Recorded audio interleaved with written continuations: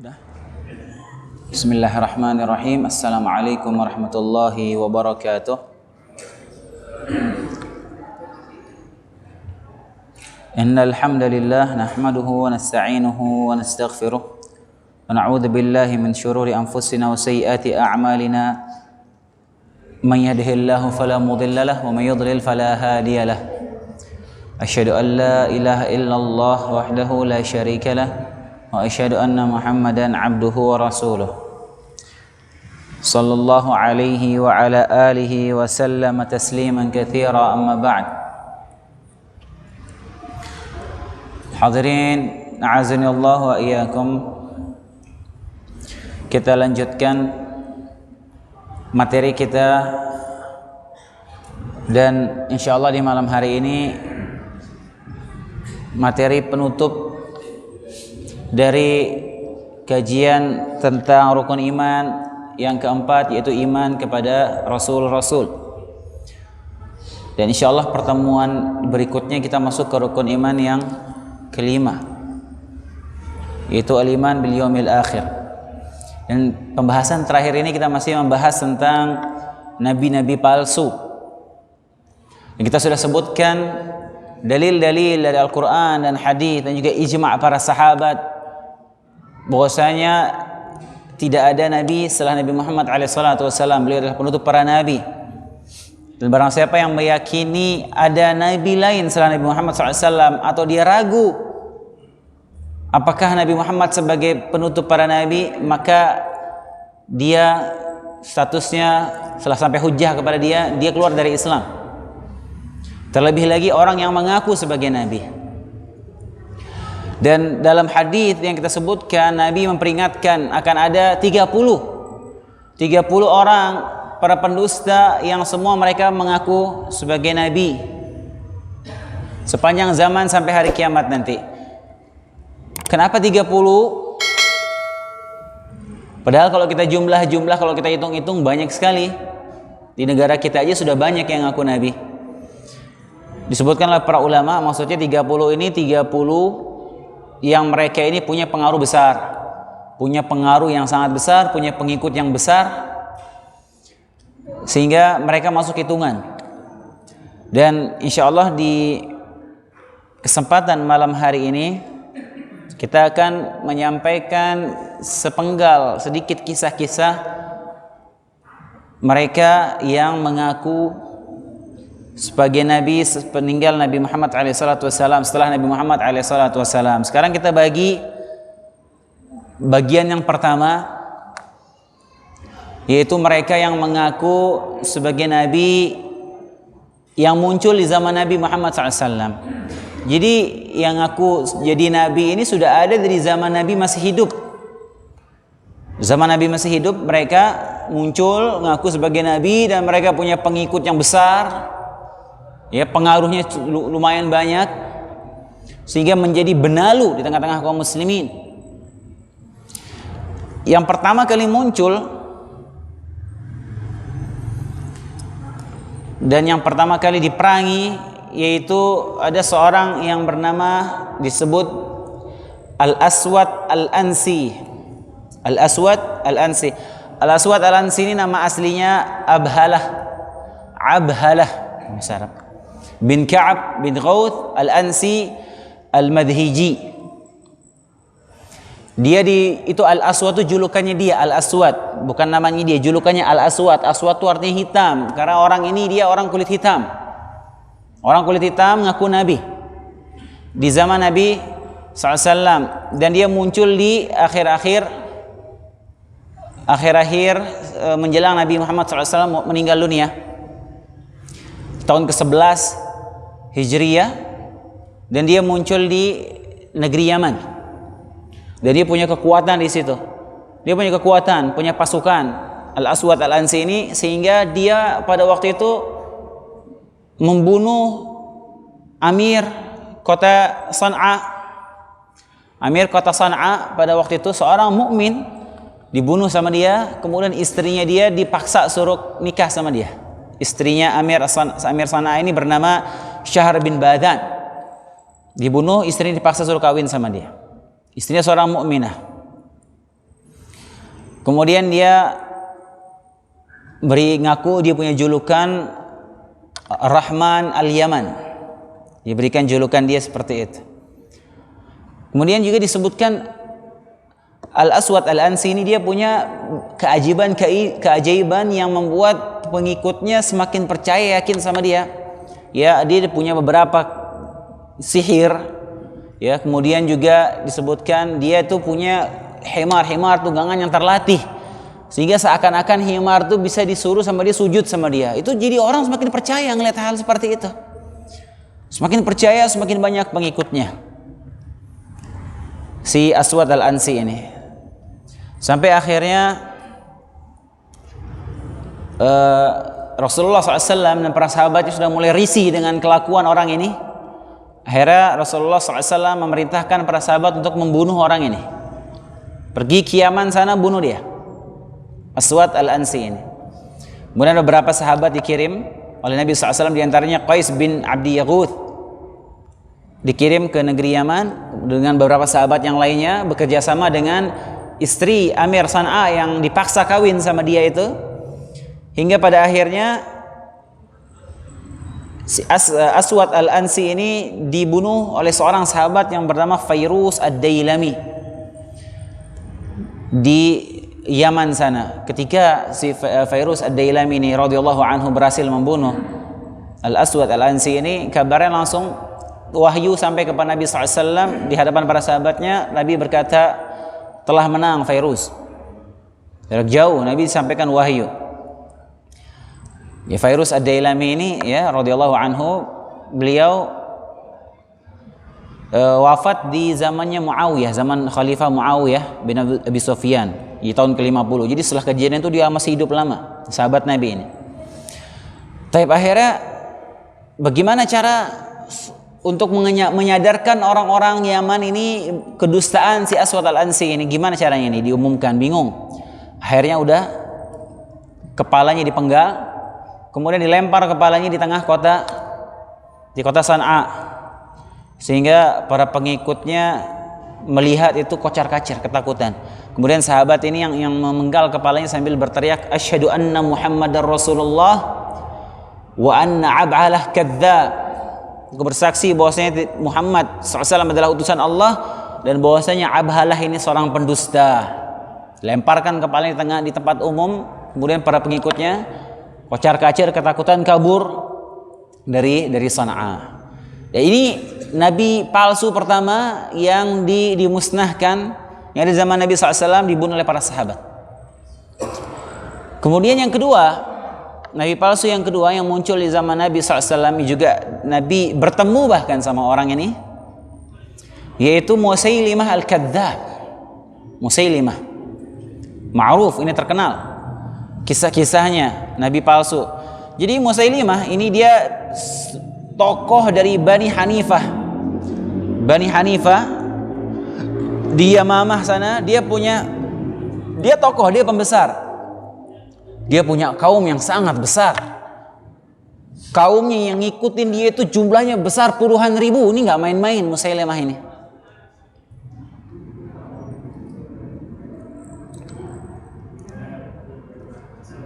Akhirnya Musailimah ini pernah datang bertemu dengan Nabi SAW pada tahun ke-9 Hijriyah. Datang bertemu dengan Nabi di tahun Amul Wufud. Jadi tahun ke-9 ini banyak, ya setelah Fathu Makkah, tahun ke-8 masuk tahun ke-9, banyak utusan-utusan dari berbagai kabilah, dari berbagai pelosok negeri itu datang perwakilan untuk membaiat Nabi SAW masuk Islam. Jadi tahun itu disebut dengan Amul Wufud, tahun datangnya para utusan-utusan, para duta-duta dari kabilah-kabilah Arab.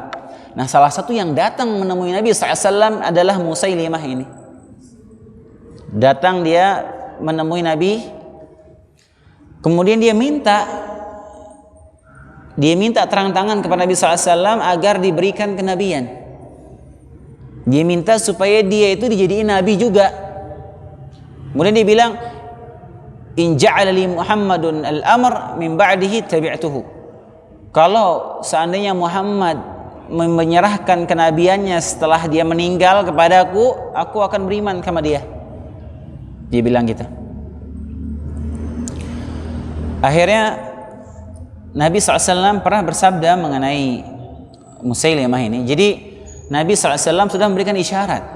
Dalam hadis yang diriwayatkan oleh Bukhari dan Muslim, Nabi memberikan isyarat kepada dua orang ini, yaitu Musailimah sama Al-Aswad Al-Ansi ini, bahwasanya mereka ini akan mengaku sebagai nabi palsu. Sebutkan Nabi SAW pernah berucap di hadapan para sahabatnya, di hadapan seorang sahabat, wa inni la araka alladhi araituhu fika ma raitu, dan sungguh aku telah melihat kamu akan ditimpa sesuatu yang aku saksikan dalam mimpiku. Kemudian sahabat bertanya, apa maksud kalimat ini wahai Rasulullah? Apa maksudnya engkau mengatakan kalimat ini? Ibnu Abbas berkata kepada Nabi SAW. Maka Nabi menjelaskan apa maksud dari kalimat itu. Nabi berkata, bainama ana naim ra'aitu fi yadayya sawaraini min dhahabin. Ketika aku sedang tidur, aku melihat dalam mimpiku aku memakai dua kalung emas yang besar. Fa ahammani sya'nuhuma. Dua gelang ini memberatkanku. Fa uhiya ilayya fil manam an anfakhuma. Kemudian aku diberikan wahyu dalam mimpiku itu untuk meniup dua gelang tersebut.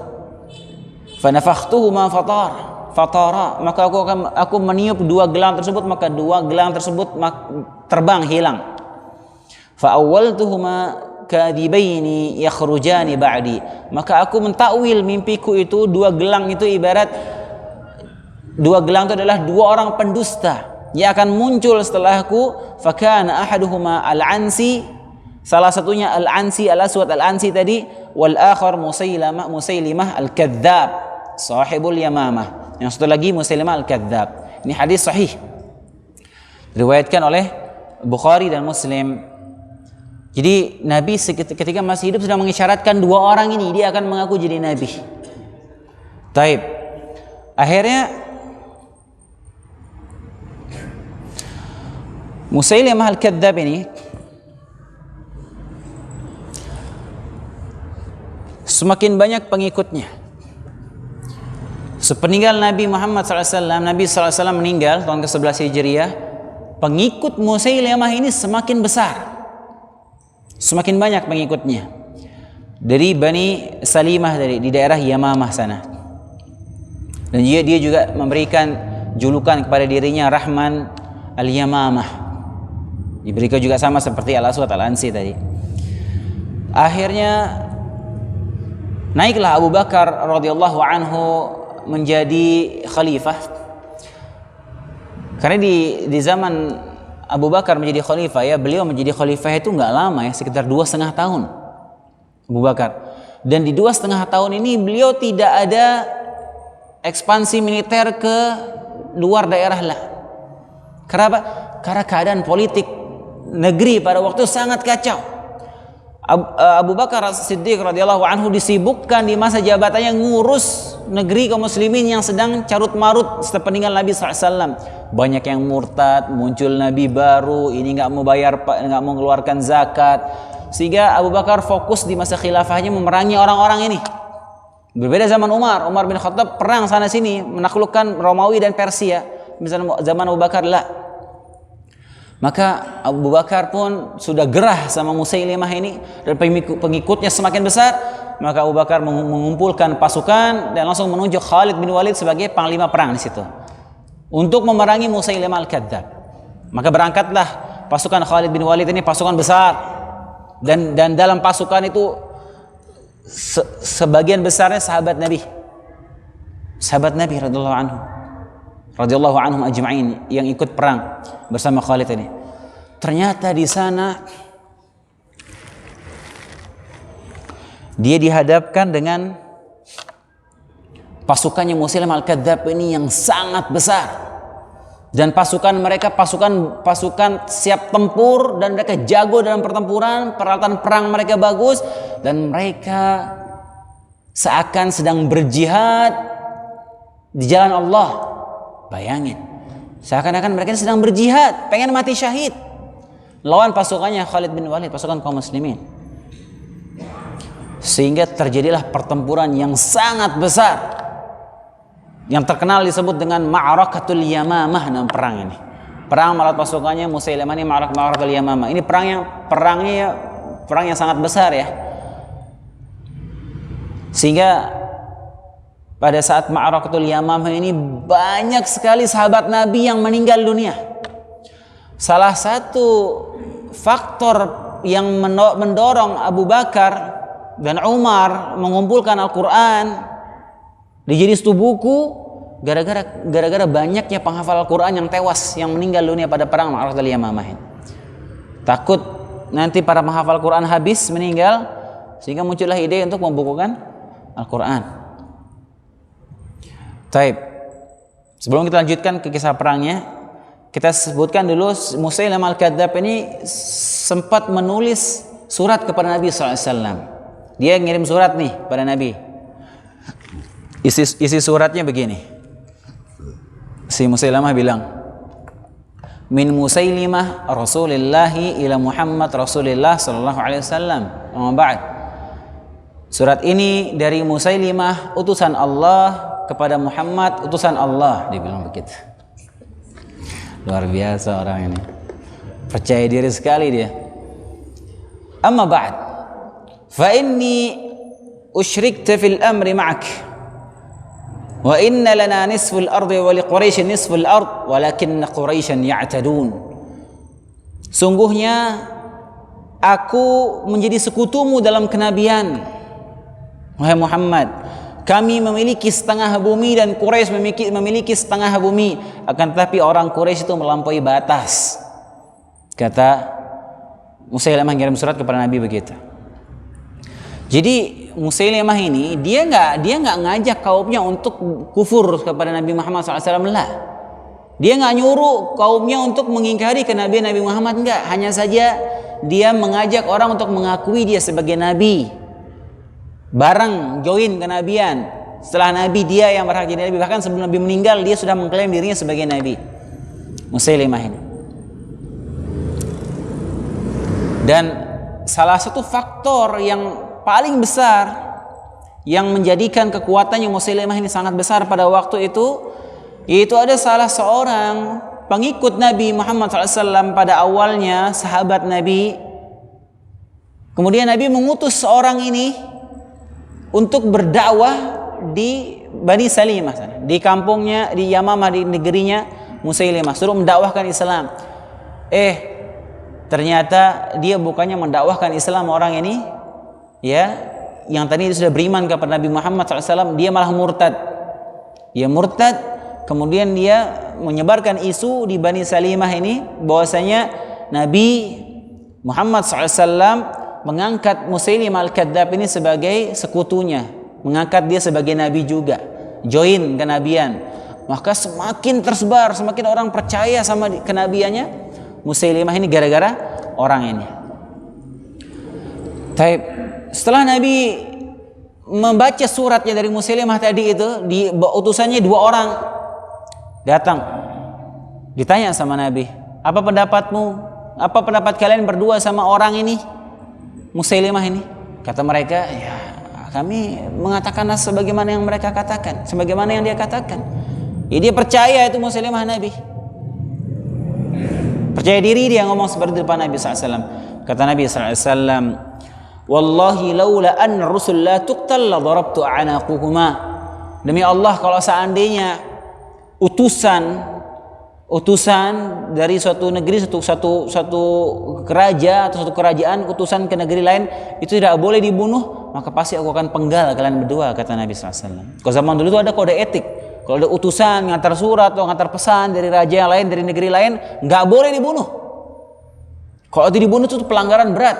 Dari zaman dulu sudah ada aturan seperti itu. Akhirnya Nabi membalas suratnya Musailamah. Kata Nabi SAW, Bismillahirrahmanirrahim, min Muhammad Rasulillah ila Musailimah Al-Kadzdzab, salamun ala man ittaba'al huda. Amma ba'd, fa innal arda lillah yurithuha man yasha'u min ibadihi wal 'aqibatu lil muttaqin. Kata Nabi SAW, Bismillah, dari Muhammad, utusan Allah kepada Musailimah Al-Kadzdzab, pendusta. Selamatan bagi orang yang mengikuti petunjuk sungguhnya bumi ini milik Allah, ia wariskan kepada siapa yang Allah kehendaki, dan kesudahan baik hanya untuk orang yang bertakwa. Itu balasan Nabi SAW. Ya, akhirnya kita kembali ke Ma'rakatul Yamamah tadi.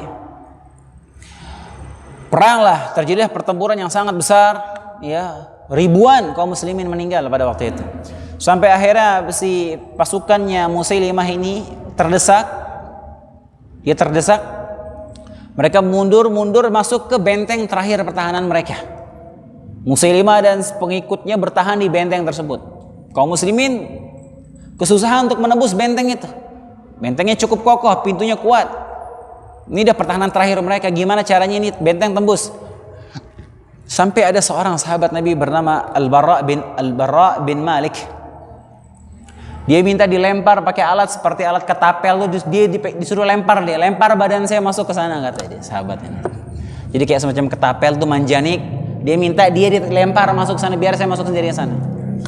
Ini urusannya dia di sana, bisa dicincang-cincang itu di dalam sama pasukan Muslim. Tapi dia nekat lemparlah ini Bara bin Malik ke dalam sana, sendirian dia bertahan, ya Allah lindungi dia. Akhirnya dia sempat bertempur dikit, dia berhasil buka pintu benteng, maka masuklah Khalid bin Walid dan pasukan kaum muslimin. Maka terakhir Musailimah Al-Kadzdzab ini tewas di tangannya Wahsy.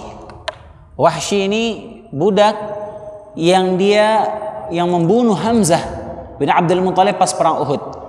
Jadi dia budaknya Hindun bin Utbah, ya, istrinya Abu Sufyan.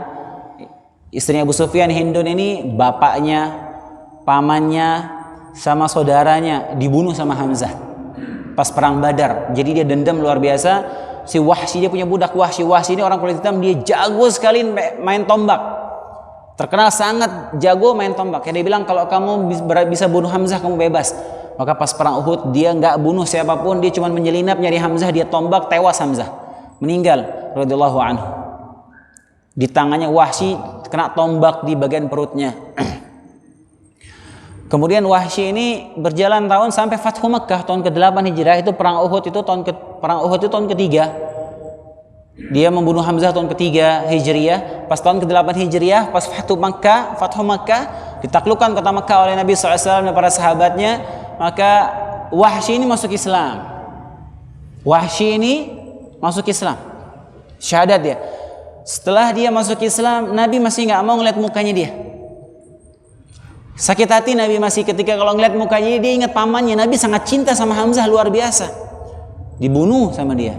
Dan jasadnya para sahabat pas perang Uhud itu menyedihkan. Ya, banyak dimutilasi oleh orang musyrikin pada waktu itu, termasuk Hamzah salah satunya. Jadi waktu dia ngeliat jenazah Hamzah itu Nabi luar biasa sedihnya. Apalagi dia tahu nih orang ini yang bunuh pamannya.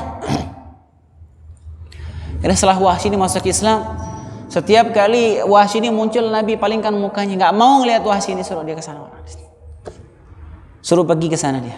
Suruh alihkan, Nabi nggak mau lihat mukanya. Kalau dia ngeliat mukanya sakit hati Nabi, sedih dia. Ingat pamannya Hamzah. Akhirnya Wahsy ini sedih dia dengan keadaan seperti itu. Dia sudah beriman, sudah masuk Islam. Cuma karena kesalahan dia membunuh Hamzah itu, dia jadi beban buat dia, merasa bersalah. Hingga akhirnya dia bertekad ingin menebus kesalahannya. Gimana cara dia pengen tembus kesalahannya? Kesalahannya dia telah membunuh Hamzah itu yang menjadi beban pikiran dia selama ini. Setelah dia masuk Islam, dia masih nggak tenang. Maka dia bertekad ingin menebus kesalahannya, dan benar Allah mudahkan jalannya untuk menebus kesalahannya. Dan dia gunakan tombak yang sama dia pakai bunuh Hamzah itu dia lempar ke dadanya Musailimah Al-Kadzdzab ini sampai tewas di Musailimah dengan tombaknya Wahsy ini. Kemudian Wahsy berkata, "Fa in kuntu qataltuhu faqad qataltu khairan nas wa syarran nas." Jika aku benar yang membunuhnya, kata Wahsy ini, maka aku telah membunuh sebaik-baik manusia dan seburuk-buruk manusia. Sebaik-baik manusia maksudnya Hamzah, dan seburuk-buruk manusia maksudnya Musailimah ini. Itu dia kisah Musailimah Al-Kadzdzab. Kemudian yang ketiga, orang yang mengaku sebagai nabi palsu yang juga muncul, yang sudah ada di zaman Nabi SAW, yaitu Tulaihah bin Khuwailid Al-Asadi. Tulaihah bin Khuwailid Al-Asadi. Tulaihah ini juga awalnya dia sahabat. Awalnya dia sahabat Nabi. Beriman kepada Allah dan Rasulnya, tapi dia murtad. Kemudian dia murtad dan dia ngaku sebagai Nabi. Dan Tulaiha ini orang yang sangat jagoan, terkenal sangat jago perang, hebat, sampai dipuji-puji oleh orang kehebatannya dia. Dia disebutkan Tulaiha ini ibarat seperti 1000 pasukan berkuda karena keberanian dan jagonya dalam bertempur. Orang hebat luar biasa. Taib, ngakulah dia jadi Nabi.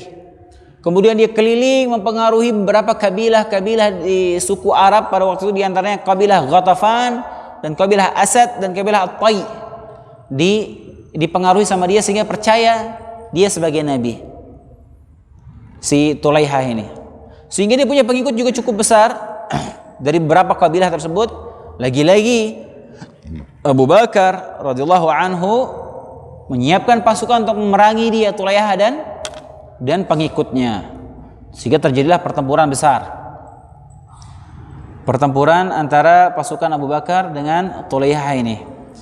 Sampai akhirnya pada saat sudah pertempuran yang besar, dia terdesak, dia di tengah pertempuran, pada saat terdesak, orang-orang yang mengikuti ini mulai sadar bahwasanya ini pendusta orang ini, berbohong. Akhirnya dia ditinggalkan ya, sebagian suku-suku dari kabilah Arab sana meninggalkan dia di tengah pertempuran, sampai akhirnya dia kabur Tulaiha ini. Dia sudah tahu dia kalah perang, dia kabur.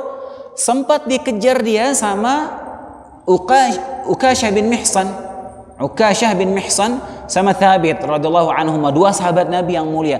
Ukasyah bin Mihsan ini sahabat Nabi salah satu yang dijamin masuk surga, bukan termasuk 10 yang dijamin masuk surga, beda lagi hadisnya. Ya, hadis tentang 70 orang yang masuk surga tanpa hisab dan adab. Ya, ketika Nabi menyampaikan hadis itu, Ukasyah ini datang kepada Nabi SAW, wahai Rasulullah, doakan saya masuk 70.000 golongan itu. Kata Rasulullah SAW, anta minhum, kamu juga Ukasyah, masuk golongan yang masuk surga tanpa hisab dan adab. Ukasyah sahabat yang mulia. Dikejarlah Tulaiha ini sama Ukasyah sama Thabit. Si Tulaiha ini tadi kita bilang dia orang yang sangat jagoan, orang besar, jagoan, jago perang. Dengan sangat mudah dia mengalahkan dua orang ini. Maka Ukasyah ini dibunuh sama dia. Ukasyah sama Thabit dibunuh sama Tulaiha ini. Terus dilanjutkan perjalanannya, kabur dia ke Suriah, ke Aleppo, Halab, ke negeri Halab. Halab itu kalau di sekarang bahasanya kita Aleppo. Pergi dia ke sana, bersembunyi di sana Tulaiha. Sampai akhirnya dia sadar, ya insaf si Tulaiha ini sadar kesalahannya dia, kesesatannya dia bertaubat. Dia pengen pergi ke Abu Bakar, ya, mengumumkan taubatnya, tapi dia nggak enak, takut. Karena dia sudah perang sama Abu Bakar, belum lama habis perang. Dia takut, masih bersembunyi sampai Abu Bakar meninggal dunia dan Umar jadi khalifah. Baru di zaman Umar dia memberanikan diri pergi ke Madinah sana, bertemu dengan Umar, mengakui kesalahannya di hadapan Umar, ya, mengumumkan taubatnya. Tapi Umar masih kesel sama orang ini. Kata Umar, anta qatil Ukasyah wa Thabit, kamu yang bunuh Ukasyah sama Thabit, wallahi la uhibbuka abada, aku enggak bisa suka sama kamu, aku bahkan benci sama kamu selamanya. Kemudian kata Tulaiha, ya Amirul Mukminin, wahai Amirul Mukminin, mengapa engkau memikirkan dua orang yang Allah muliakan keduanya lewat tanganku? Maksudnya dia yang dua orang tadi, Ukasyah sama Thabit, udah mati syahid.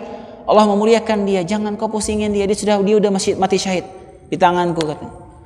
Kemudian kata dia, dan Allah telah menghinakan aku, dan Allah tidak menghinakan aku, membiarkan aku mati lewat tangan mereka.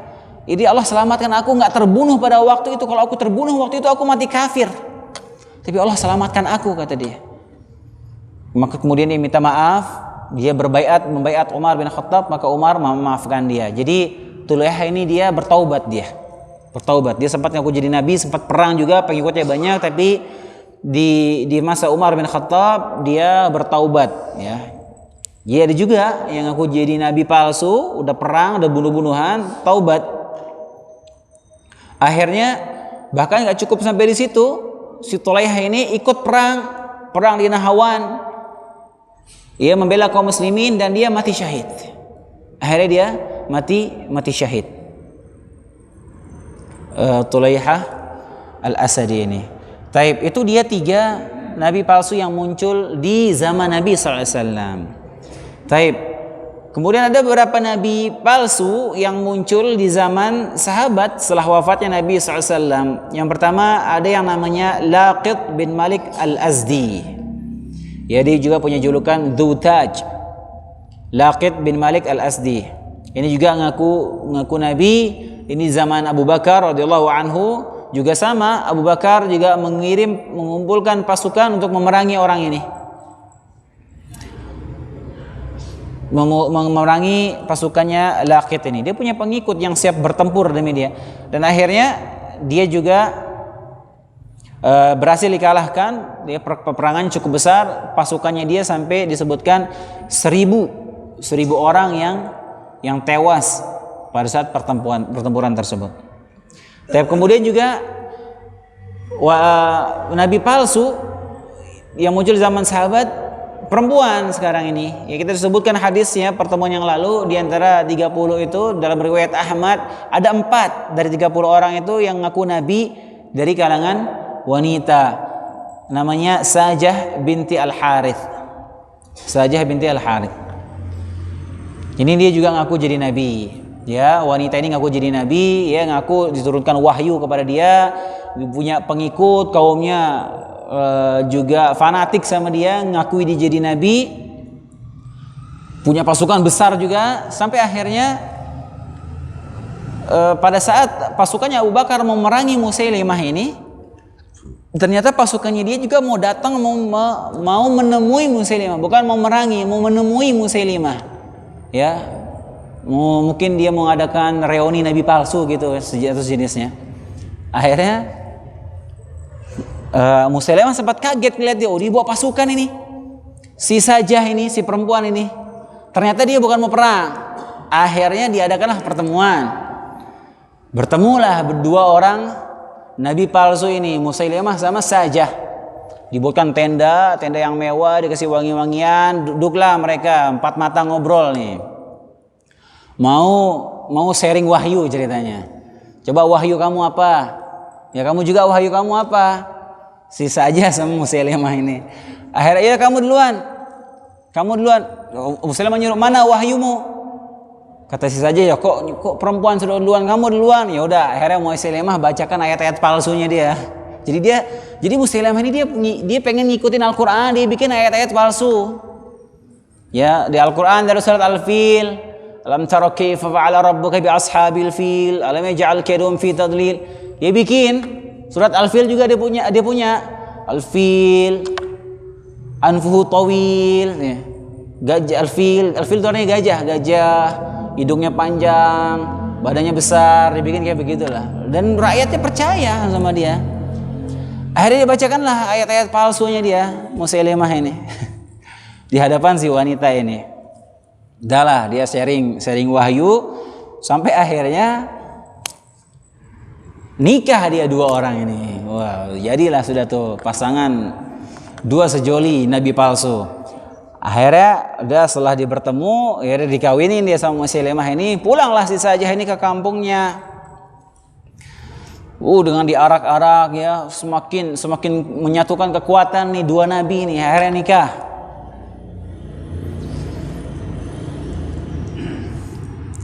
Menikah dengan Musailimah. Taib.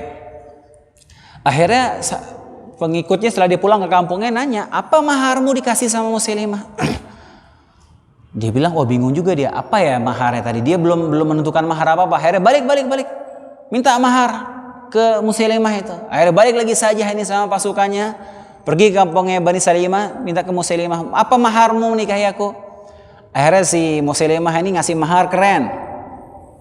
Dia mengatakan, mahar untukmu dan kaummu, wahai Sajah, atas pernikahan kita, yaitu bahwasanya tidak ada sholat isya dan sholat subuh bagi kalian.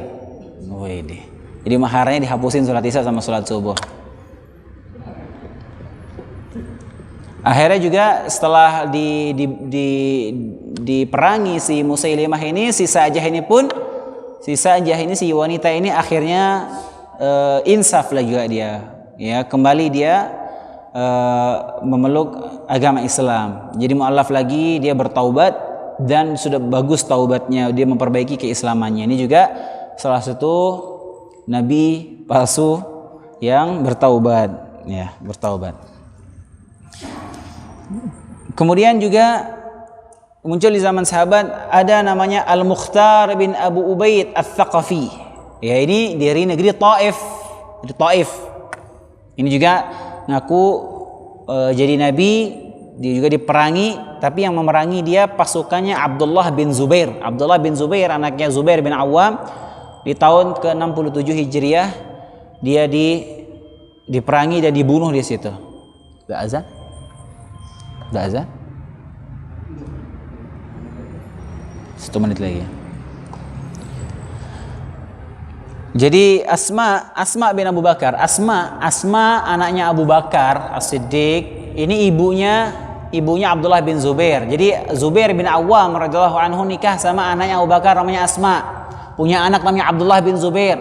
Abdullah bin Zubair ini sempat menjadi khalifah setelah meninggalnya Muawiyah bin Abi Sufyan.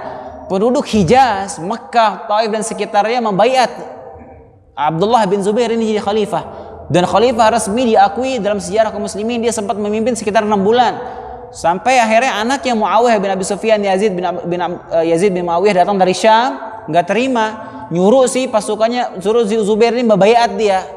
Terjadi perang waktu itu, dan Zubair ini Abdullah bin Zubair ini markasi di Mekah sampai pasukannya Yazid bin Muawiyah ini menyerang kota Mekah, padahal Mekah itu haram, nggak boleh perang di situ. Sampai dalam dikisahkan terbakar Ka'bah, kiswah Ka'bah terbakar pada waktu itu. Kisahnya ma'ruf. Insyaallah kita lanjutkan pada pertemuan pekan depan. Kita masuk ke rukun yang baru.